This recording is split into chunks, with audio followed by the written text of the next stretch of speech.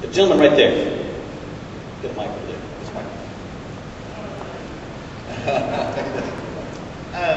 My name is Daniel Baker. I have put together a business proposal. I've seen a local vendor that produces a product that I would like to go somewhere else and reproduce that product.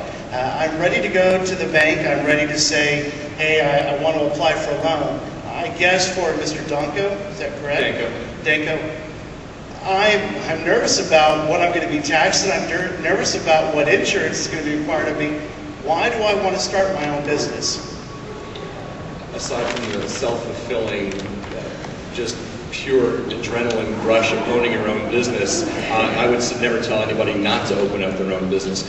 But the presentation of talking about additional taxes that are unplanned for, that all of a sudden here we are sideswiped with a potential 8% tax on total payroll.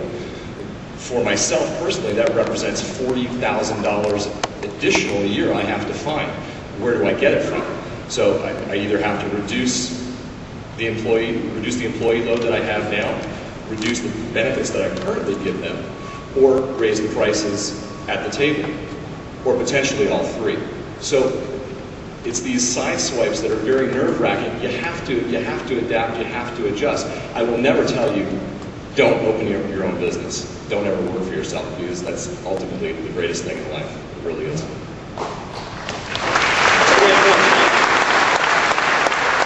unexpected cost that comes with all this for a business, you're planning for your future there, and now you get hit with something that not only impacts your bottom line, but the number of employees that you have, who you can hire.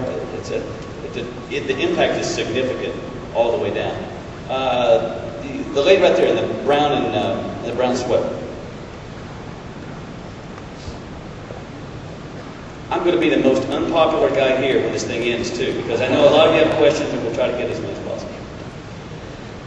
I'm Sarah Williams. I'm a nurse practitioner, and my question is, Medicare has a donut hole. When Medicare recipients reach that donut hole, they have to pay out of pocket for their prescriptions until the next year rolls over.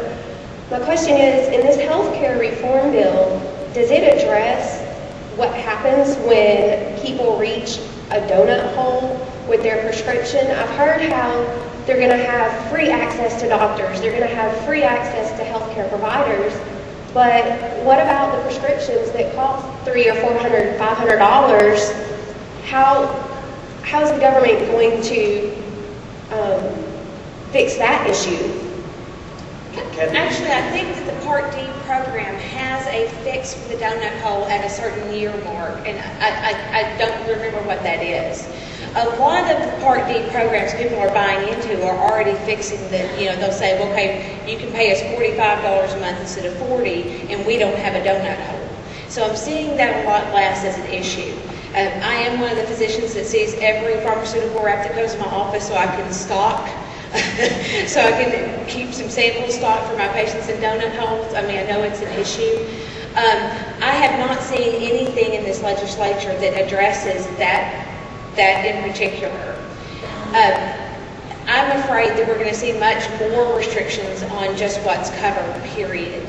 And some of the newer, more innovative medications with less side effects are just not going to be covered at all. And that's what I fear is going to happen. Now, the newer medicines are, fortunately, those are the ones I get samples of. Because once they go generic, I don't get samples of them. But I think, and somebody please tell me if I'm wrong, and you know this for sure, but I think that the donut hole was Part D. There's an automatic fix at some year date, but I don't remember what that is. I'm sorry, I'm going to finish one more point, I'm sorry. But the free market is fixing that. And that's what we need to realize is how the free market can benefit us. These free market companies have already said, hey, if you pay me just a few more dollars a month, then you won't have a donut hole. I'm already seeing that fix. And this is a quote from Karl Rove, so I don't know the exact numbers, but apparently he quoted recently on Fox News that Medicare Part D, since it is a free market system, has come in below the CBO's projected cost. And this is what free market can do for us, and we need to realize that. Exactly. The lady in the green right there.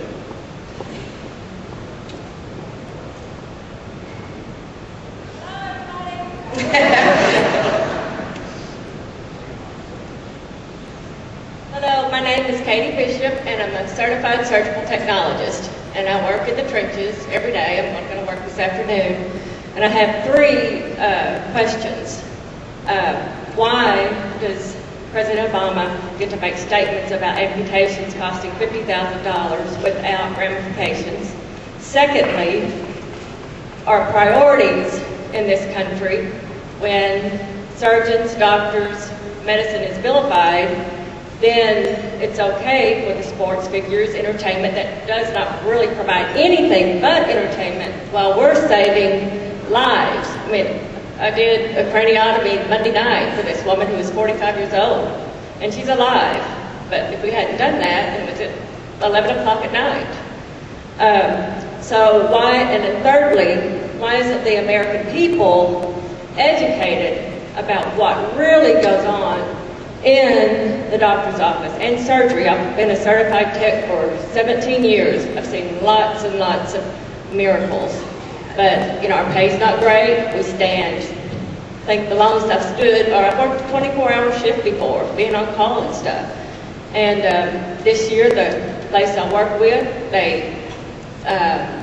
we have not gotten a raise.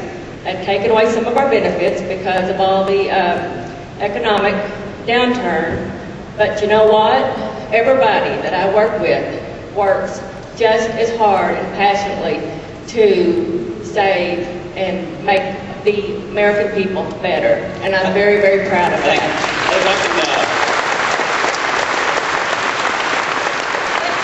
I think I mentioned the answer to the first two questions. One is, it's politics, the way you see the president present what he's presenting. And if you expect sort of straight talk to come from that, I don't think you do. And I think that's why you see everyone here today.